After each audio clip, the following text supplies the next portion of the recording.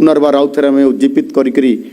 ओडिया अस्मितार परिचय को पुनर्स्थापना कर प्रयास करूँ। आह्वान फल आम सरकार ये प्रकार ओडिया अस्मितार कथा को आम जिते सामना को आणिलु आज एक 5 स्टार होटेल रे विलासपूर्ण खाद्य भरी आज परसा जाऊँगी ये कथा आज आमर एठी प्रत्येक आज ओडिशार एवं भारत वर्षर एवं विदेश में जो होटेल मानकरे प्राय मु भी देखुची जो दिन मु पखाल खाऊची से दिन मो देह सुस्थ रोची से दिन मो देह गैस भी होना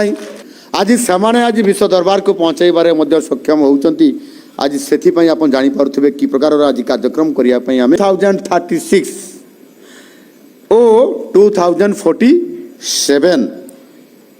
जोटी ओडिशार कलाकार माने अंतर्जातपूर्ण खाद्य एणु निश्चित भाव में आम खाद्य अन्न परंपरा को यही भाव में आम समस्ते पुणी आउे ये 90% पर्यंत ओडिया भाषा रे आज प्रकाशित होबार ये सफलता आम पाखे आसिक पहुँची पारी। ओडिया जातिर कार्यक्रम से प्रकार प्रोजेक्ट से प्रकार प्रकल्प आज पर्यंत करा जाई पारी नाही। आउ सेइथिपाई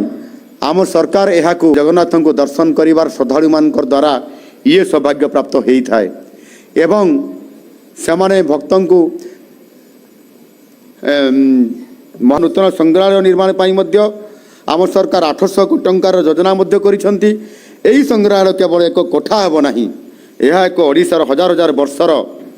जीवाई एक विश्वस्तरीय शिक्षा केन्द्र भाव यह कार्यक्रम भितर रखा से बजेट रे आमे 1000 कोटी टंकार स्वतंत्र व्यवस्था उत्सव पालन करूँ। यही भाव में प्रत्येक जन्मस्थान को जीवा एवं पालन करवा पंडित रघुनाथ मुर्मू जन्म जयंती पालन करने जन्मस्थान 2.0 पोर्टाल उन्मोचन आम करुँ। यह माध्यम कौन सी मध्यस्थी बिना कलाकार माने सरकारी सुविधा सीधा सड़क भाव में पाई बरपुत्र मानकर ये जयंती समारोह को आम करने सहित माटीर गौरव को वृद्धि करने आम एक स्वतंत्रता देचु। एणु निश्चित भाव में आम क्रम करने द्वारा सेमानंकर इतिहास सेमानंकर कहानी सेमाने किभली भाव ये ओडिशा पाई संग्राम करथिले ये ओडिशार छऊ नृत्य एवं स्वतंत्र भाव मयूरभंज जिलार ये जो स्वतंत्रता छऊ नृत्य अच्छी ताहा केवल मयूरभंज रे नुह या द्वारा यही कलार शैली को अंतर्जातीय मान्यता देवा सह नूतन पीढ़ीर कलाकार मानकु मध्य प्रशिक्षण और वृत्ति प्रदान करा जिवो एवं ओडिया भावे मध्य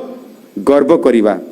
आज यही नूतन वर्ष रे आमे संकल्प नेबा जे 2036 से आमे ताकू आज आमर ओडिया अस्मिता भितर स्वतंत्रता देबारे आमर परंपरा को उज्जीवित रखिबारे आमर कला को